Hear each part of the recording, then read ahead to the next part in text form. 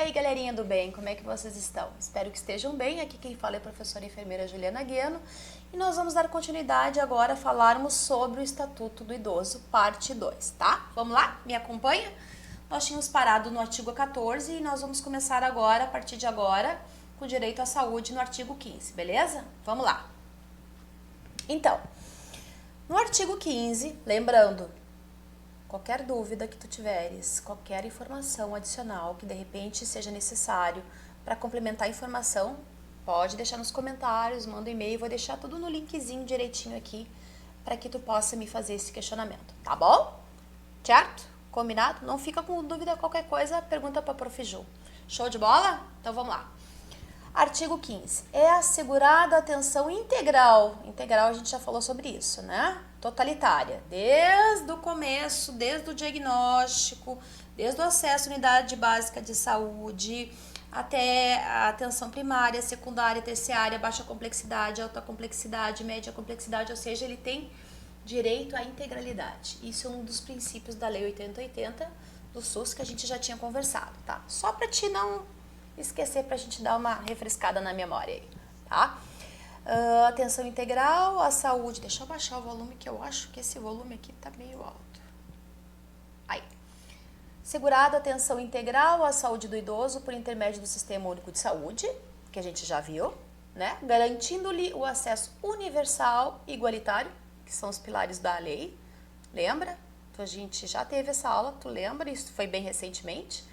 Eu te passei todas essas informações e gravo essas informações que elas são muito importantes, a gente vai continuar utilizando elas daqui para frente.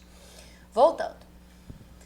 Por intermédio do Sistema Único de Saúde, garantindo-lhe o acesso universal, igualitário, em conjunto articulado e contínuo das ações e serviços para prevenção, promoção, proteção e recuperação da saúde. Lembra? Lei do SUS? Tá aí, ó. Então, o Estatuto do Idoso reflete assim, ó, direitinho a Lei 8080 e a Lei 8142, que eu já te passei. Bom, lembra que eu te falei? A gente sempre vai ouvir as palavras prevenção, promoção, proteção, e aqui no Estatuto do Idoso não seria diferente. Incluindo aí atenção especial às doenças que afetam preferencialmente os idosos, tá? Bom, ainda, deixa a prof chega lá. No inciso 1, do direito à saúde. A prevenção e a manutenção da saúde do idoso serão efetivadas por meio de atendimento domiciliar, né, incluindo a internação, para a população que dela necessitar e esteja impossibilitada de se locomover, inclusive para idosos abrigados e acolhidos por instituições públicas e LPIs. Se tu não sabe o que é LPI, Instituição de Longa Permanência de Idosos, certo? Então, essas pessoas, elas têm esse direito a essa atenção à saúde, tanto em ambiente domiciliar, de novo, em ambiente hospitalar, em casas de acolhimento, em LPIs, tá? Se ele não estiver em condição de se locomover. Se ele estiver numa ILPI, uma Instituição de Longa Permanência de Idosos, certo? Ele está impossibilitado de se locomover, de andar, a unidade básica de saúde, o médico, o enfermeiro, a equipe de enfermagem, eles têm o dever de ir até o idoso, ok? Isso está garantido no Estatuto do Idoso.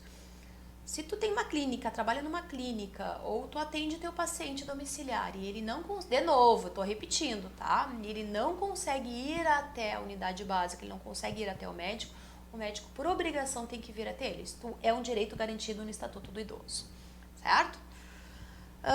Então, inclusive, idosos abrigados, acolhidos por instituições públicas, filantrópicas ou sem fins lucrativos e, eventualmente, né, conveniadas com o poder público nos meios urbanos e rural. Ainda,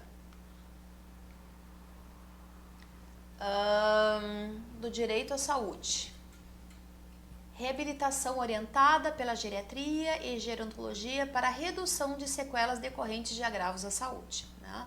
Então, as pessoas que têm o cuidado com o idoso, as pessoas que lidam com o idoso, que têm essa formação em geriatria ou gerontologia, elas têm que estar sempre atentas às novidades, têm que estar sempre numa capacitação continuada, como eu já te falei, né?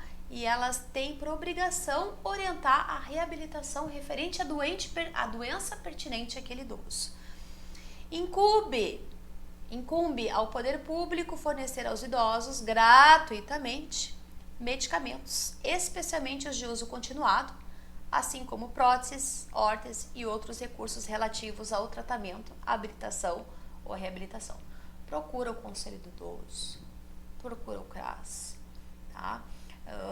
Procura as associações que tem na prefeitura. Na verdade, o teu ponto de referência principal vai ser o Conselho do Idoso. O Conselho do Idoso, lá no teu município, ele vai te orientar onde vocês podem procurar esses itens que eu acabei de passar para vocês. Órteses, medicação, existem formulários, tu pode buscar isso na unidade básica de saúde e pode buscar no Conselho de Saúde. Existem formulários próprios para fornecimento de fraldas, fornecimento de medicação, fornecimento de alimentação, principalmente alimentação integral, caso esse paciente utilize sonda, tá? Então, ele tem esse direito. Onde é que eu vou buscar isso? Unidade básica de saúde e no Conselho do Idoso do município, ok? O que mais que a gente vai falar em relação ao direito de saúde? Ao direito à saúde do idoso. É vedada a discriminação do idoso nos planos de saúde pela cobrança de valores diferenciados em razão da idade, tá? Bom, isso ainda no item 5. Pessoal, isso é uma situação bem complicada, é uma parte que eu confesso para vocês que eu não entendo. Porque se vocês forem contratar qualquer plano de saúde hoje, ele tem um valor diferenciado para o idoso. Isso é tabelado. Então, eu não tenho propriedade, eu não tenho conhecimento para saber até onde isso é legal, até onde não é legal, até onde pode cobrar um valor excessivo, até onde não pode, aumentos. Realmente, eu não vou me deter nessas informações. Se vocês tiverem dúvidas em relação a isso, procura um advogado, procura o Conselho do Idoso, procure outras informações, tá? A gente não vai pautar isso nessa aula aqui, que nós estamos focando bem no Estatuto do Idoso, tá bom? Outro item que é importante. A prevenção e a manutenção da saúde do idoso serão efetivadas por meio de novo, ainda no item 5, tá? No inciso 5, no quinto, no inciso número 5, é vedado exigir o comparecimento do idoso enfermo perante os órgãos públicos. Isso a gente vê muito em perícia, né? Prova de vida. Às vezes o idoso ele tá acamado e ele não tem condição de ir. Infelizmente, a gente vê situações vexatórias no qual a pessoa é obrigada a ir fazer a comprovação de vida. Se a pessoa não... mas uma coisa importante. Se tu entende que a pessoa não consegue, que o idoso não consegue se locomover, tu tem que comunicar esse órgão público que esse idoso ele está incapacitado. Este órgão público ele tem o dever, tá? De promover uma forma a qual esse idoso não tenha que ir até a instituição tem que ir até onde o idoso está. Então, de novo, é proibido exigir o comparecimento do idoso enfermo perante os órgãos públicos, hipótese no qual será demitido o seguinte procedimento, tá? Então, o que é feito nesse caso? Quando de interesse do poder público, o agente promoverá o contato necessário com o idoso em sua residência ou no local onde ele estiver, né? Quando de interesse do próprio idoso, esse se fará representar por um procurador legalmente constituído. O que mais? Inciso 6º. É assegurado ao idoso enfermo o atendimento domiciliar pela perícia médica no Instituto Nacional de Seguro Social. Vocês não têm que levar o idoso. Se o idoso ele é acamado, ele não tem condição de ir até o INSS tem que promover a perícia no local onde esse idoso estiver.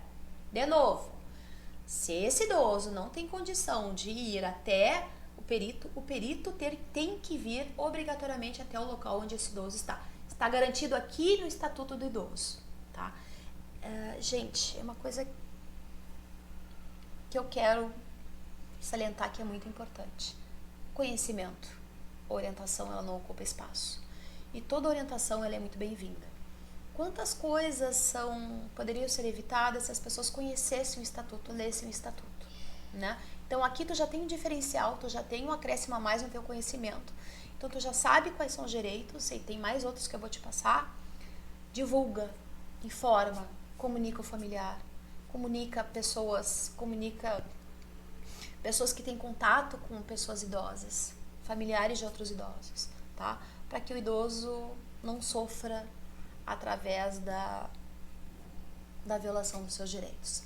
Por favor, compartilho contigo, a partir deste momento, a obrigação da orientação e de passar essas informações adiante, certo? Vamos adiante. Outro, no artigo 16, ainda do direito à saúde. Ao idoso internado ou em observação é assegurado o direito acompanhante. Todo idoso ele tem o direito a ser acompanhado. Se o teu familiar, se teu parente, se a pessoa que tu tá cuidando é uma pessoa idosa e por algum motivo ela tem que se hospitalizar, ela tem o direito de estar acompanhada, assim como uma criança tem o direito de estar acompanhada dos seus pais ou de um cuidador ou de uma pessoa responsável, o idoso da mesma forma. De forma alguma, sobre hipótese alguma, algum profissional da saúde pode pedir que tu se retire do acompanhamento do idoso. É um direito assegurado a ele. Vocês não têm que se retirar a partir do momento que ele está internado, ele está na emergência, ele está onde estiver dentro do hospital, dentro de uma instituição, ele tem o direito de estar acompanhado. Nenhum profissional pode pedir para que tu te retire, ok? Então, de novo, é assegurado o direito ao acompanhante, devendo o órgão de saúde proporcionar as condições adequadas para sua permanência em tempo integral, dia e noite, segundo o critério médico, ok? No artigo 17, o idoso que esteja no domínio de suas faculdades mentais é assegurado o direito de optar pelo tratamento de saúde que lhe for reputado mais favorável. Isso é o princípio da autonomia. A gente viu lá quando a gente falou de ética, lembra sobre autonomia, que é um direito, igualdade, autonomia, o que mais que a gente viu? Enfim, não vou repetir esse assunto aqui. Se não me engano, está no cuidado, na ética do cuidado ou na bioética. Mas enfim, a gente já falou da autonomia. Se tu tem direito a optar pelo teu tratamento, se tu tem o teu juízo mental, se tu tem as tuas faculdades mentais preservadas, ele tem direito sim em ser ouvido. E dar opinião em relação à conduta e ao seu tratamento. As suas medicações, ao seu tratamento, ele tem o direito de ser ouvido.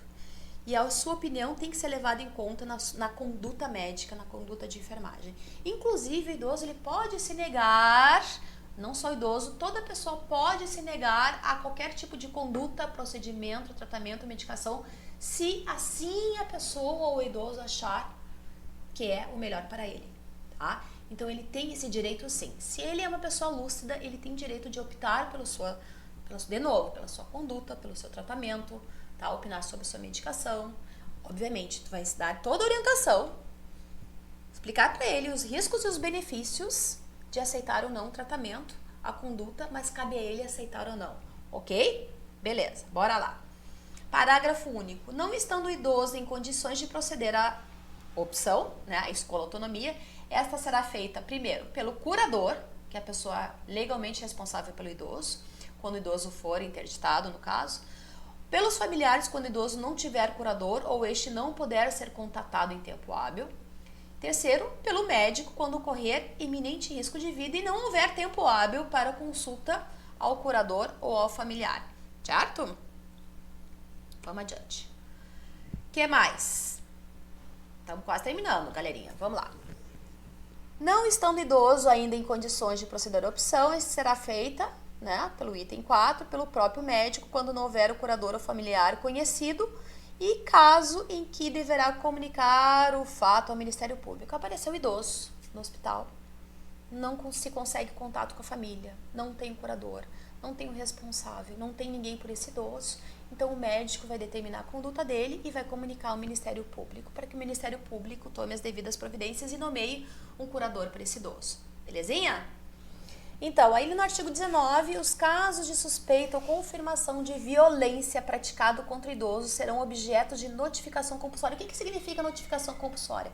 Eu sou obrigada a comunicar, eu sou obrigada a registrar, eu sou obrigada a procurar o Conselho do Idoso, a delegacia, os órgãos competentes, eu sou obrigada a comunicar qualquer tipo de violência praticada contra o idoso, tá? Então, isso significa notificação compulsória, é obrigada a fazer. Pelos serviços de saúde, pelos serviços de saúde públicos e privados, à autoridade sanitária, bem como serão obrigatoriamente comunicados por eles a quaisquer um dos seguintes órgãos.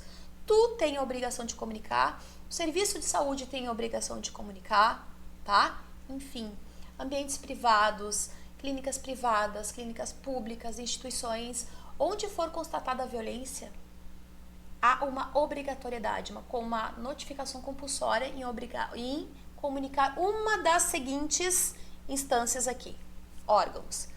Autoridade policial, tu pode comunicar ao Ministério Público, ao Conselho do Idoso, todo município tem o Conselho do Idoso, Conselho Estadual do Idoso e o Conselho Nacional do Idoso, belezinha? Artigo 20, o idoso tem direito à educação, cultura, esporte, lazer, diversão, ir a espetáculos, né? Ter acesso a produtos e serviços que respeitam a sua peculiaridade e a sua condição de idade. Bom? O que mais? No artigo 23, a participação do idoso em atividades culturais de lazer será proporcionada mediante desconto de pelo menos 50%. Então, ele tem esse desconto de 50% nos ingressos para eventos artísticos, culturais, esportivos, de lazer, bem como acesso preferencial aos respectivos locais. Além do desconto, ele tem o acesso preferencial. Belezinha? Artigo 26. O idoso tem direito ao exercício da atividade profissional, respeitando, obviamente, as suas condições físicas, intelectuais e psíquicas.